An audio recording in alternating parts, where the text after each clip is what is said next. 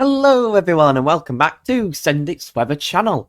Still back with another banger of a weather video because the models might be changing a little bit, and now we all ruled out the cold besides me. I actually still said there's a slight chance. There's a few people on Twitter, and it looks like this might be coming to fruition because now in the models, in the ensembles of the GFS GEM and the ECMWF, we are seeing a large amount of scatter again, with a lot of runs actually going for colder conditions to return for the whole period for the next 2 weeks. We'll have a look at everything though. If you enjoyed today's video, make sure to leave a like and subscribe for more. We might be live tonight, not going to 100% say, but maybe we'll be live tonight because some of you have been wanting it.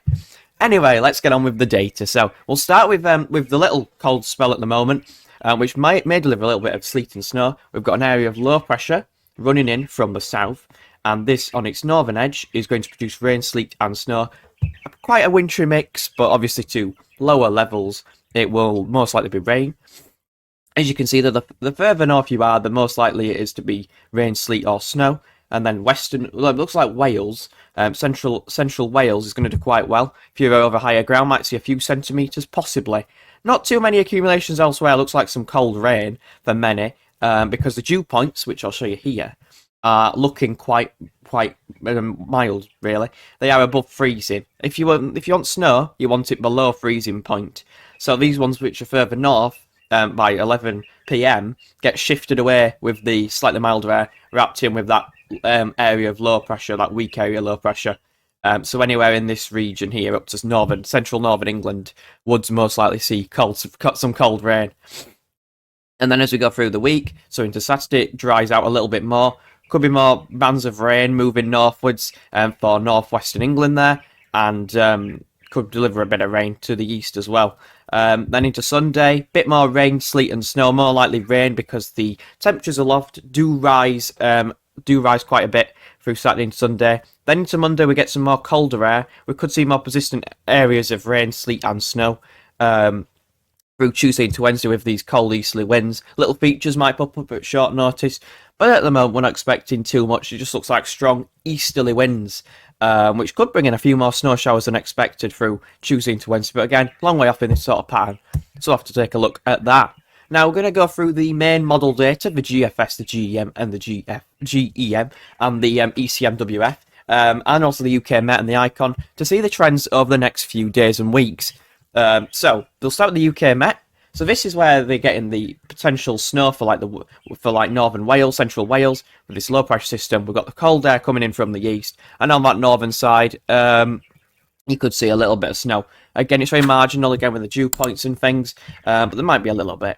Then we get the high pressure moving further northwards again through Tuesday next week, bringing in some cold easterly winds with more cold air wrapping in. Could actually produce a bit more snow than the other time. And then at the end of the run, by the Friday the 14th of Feb, it looked Valentine's Day, I think. Ooh, you have high pressure towards Greenland, high pressure towards over and just to the north of the country, and low pressure out in the Atlantic. That looks like very flimsy. Looks like about to topple over and bring back the mild air. Now it looks quite mild there, but what I would say is that probably quite cold at the surface with lots of frost and fog around. If we have a look at the Icon next, go for the midnight run because it's longer. Very similar for the next few days. High pressure renews itself around Monday into Tuesday with that easterly wind. Looks a bit stronger with the Icon. Could introduce a few more snow showers. Could increase the snow shower risk at times. Probably a bit more cold rain though again. And then by the 14th, again Valentine's Day, high pressures to the north. Low pressure looks like it's about to creep in from the Atlantic though. Again, some cold air in place, so if the Atlantic did win out, that could actually be quite a big snow event. She's got cold air in the east and the north, and then milder air trying to encroach from the southwest, from the west, from the Atlantic. You can see there's some struggle with the isobars being quite stretched, and it looks like there's a bit of a battle going on there between the colder air to the north and the mild air to the south. Again, we don't have much sufficient blocking to the north. There is a block there, but it's very weak. It looks like the Atlantic could just topple it over again, and cause some more cold rain. Then we've got the GFS, which again has that cold easterly wind. Then again, another renewed easterly wind. Could be some more snow potential. Now, the GFS has kind of been quite pessimistic against building anything towards Greenland. It like builds it there, builds it northwards towards Greenland, and then gets toppled very quickly by the low pressure running in from the Atlantic. Now, this one, again, high pressure actually later on in the run. So this is an improvement though. But high pressure trying to sit over the top of the country through the end of next week, looking quite cold.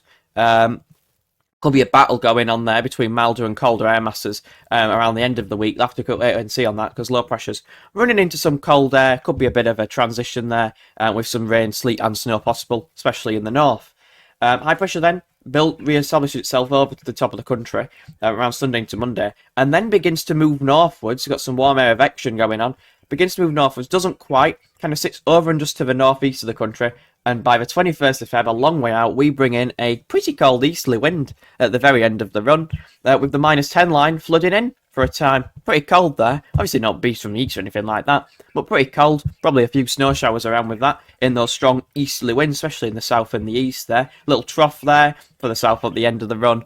But we need to be seeing improvements around about the 14th of Feb. There's still a lot of uncertainty with this high pressure. Is it going to stay over and just to the north of the country and prohibit any low pressure and sink it southwards, or will we run in the Atlantic again, or will we run in a southerly southwesterly wind? All needs to be decided upon, but things are looking a little bit better than they were yesterday, that's for sure.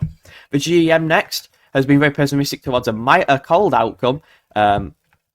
Again, keeps them heights to our north and west, and then again it gets displaced before we're bringing in the look at the cold air. It's about to unleash all the cold air from the east with the GM. It looks like proper battle though between high pressure centre between Greenland and Iceland, low pressure to the west. It's hard to say what would win out. The cold air looks pretty strong to the northeast. I'd imagine the Atlantic's going to win, but there could be a lot of snow with this. With that sort of pattern, some colder air wrapped in, and milder air trying to encroach, could be quite interesting. And then we've got the ECMWF finally, which has, again, high pressure moving to our north and east through the week, through the early parts of the middle of next week. Keeps the high pressure a bit more strong towards Greenland, so it kind of stays cold. It stays quite cold, probably quite dry, but quite cold. Lots of frost and fog around, probably nice sunny days though. Then the Atlantic tries to return. High pressure tries to build to our north again around day 10. So Monday the 17th, Tuesday the 18th. Doesn't quite. The Atlantic's too strong, topples it over again. And we kind of just stay quite cold, frosty. The upper air temperatures are quite mild, but it probably stay quite cold and frosty at the surface. But yeah, you'll have to wait and see with that one. Now, the AI model's been really interesting recently. This has been one which has kept going cold. We'll see what the latest one does. So it topples the ridge very quickly again, and the Atlantic returns. Lots of westerly, southwesterly winds. Now you might look at them and say, but send its weather. You said, oh, it'll be cold. But, well, you'll have to wait and see what these ensembles show, because they say a different story. This is the GFS midnight run, looking at Barnsley, because, you know, my hometown. There is a lot of scatter appearing now. Look at the amount of runs going down to the -10 line. And if we have a look at a setup, now don't take this as a forecast, it's just one individual member. If you have a look how much stronger the heights are to our north and west with this run. They maintain to our northeast and keep the wind in from a very cold northeasterly wind. The heights don't really reduce to our west like the GFS and many of the other models have done today. It kind of keeps the high pressure out to the west, prohibits the Atlantic from encroaching, and keeps the wind in from a cold northeasterly wind. Now, I see this as a feasible scenario, because I feel like the moles have just had a wobble, and I actually think that this might happen. I mean, look at all that cold air to these bitterly cold, -15 isotherm getting into the country there. Pretty cold air masses moving in from that run. But as you can see, there is so much scatter in these ensembles, it's pretty crazy. But this is quite a cold graph, I'd say. It's around the -5 line for much of the run, on average. The GFS midnight run is quite a mild outlier. There's not much support for it. There's a few going for it, but there's not much support for it. There's a lot of colder runs in here, though, which is quite interesting to see. If you have a look at the ECMWF, well, this looks pretty alright as well, because there's quite a lot of scatter around between the 13th and the 17th of Feb. There is a lot, and I mean a lot of scatter. It's like 50-50 mild versus cold. But if we look on a previous run, there's not as much there. There's a lot more. There's a lot less runs, a lot less consistency. And if you have a look at the GFS 18Z, there was a lot of scatter. I mean, there was a lot of variation, but not as many runs going -5, -10 than there is now. So interesting signs. I do actually think it will stay cold. I'm not going to lie. I do think all these runs will be right. I think the GFS has just been messing around with building heights to our west. But I do actually think we will keep it quite cold for the first half of, well, for whatever's left to the first half of Feb. The second half's a bit more uncertain, but I do actually think that the cold will stay around for quite a while, and longer than most people would expect. So that's my update. Might be a live stream tonight, but hope you all enjoyed today's video, and I'll see you all in the next one. Bye bye, everyone.